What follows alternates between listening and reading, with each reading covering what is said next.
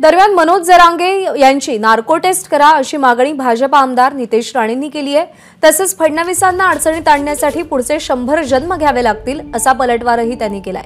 तर मनोज जरांगे यांच्या इशाऱ्यामधून तुतारीचा आवाज येतोय असंही नितेश राणेंचं वक्तव्य आहे।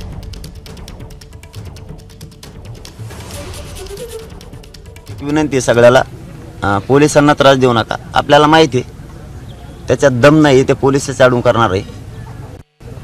एक आपण मोबाईल जे सहकारी त्या क्षणावेळी अंतराळी सराटीमध्ये होते, त्या आंदोलनामध्ये होते, ते अगर खरंच बोलत असतील तर त्यांची नार्को टेस्ट करा ना सगळ्यांची। जरांगे पाटलांची पण नार्को टेस्ट करा, खरं कळेल ना। उगाच आमच्या पोलिसांची बदनामी त्या निमित्ताने जी झाली की पोलिसांनी चुकीचा लाठीचार्ज केला, पोलिसांवर अपशब्द म्हणले गेले, तर या गोष्टीची कधी ना कधीतरी चौकशी झाली पाहिजे, माहिती बाहेर आली पाहिजे। त्यांच्या अवतीभोवती असलेले जे काही तरुण मुलं आहेत त्यांनाही सांगतो की उगाचच्या अंगावर केसेस घेऊ नका। उद्या केसेस काढण्यासाठी मग कोणी येत नाहीत।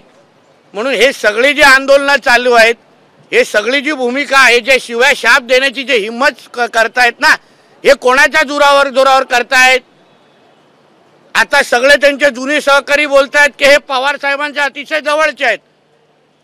मग ही तुतारीचे आवाज बाहेर येत आहे का? तोंडातून तुतारी वाजवण्याचं काम होत आहे का? ह्या सगळ्याची भूमिका कधी ना कधीतरी स्पष्ट झाला पाहिजे। एबीपी माझा, उघडा डोळे बघा नीट।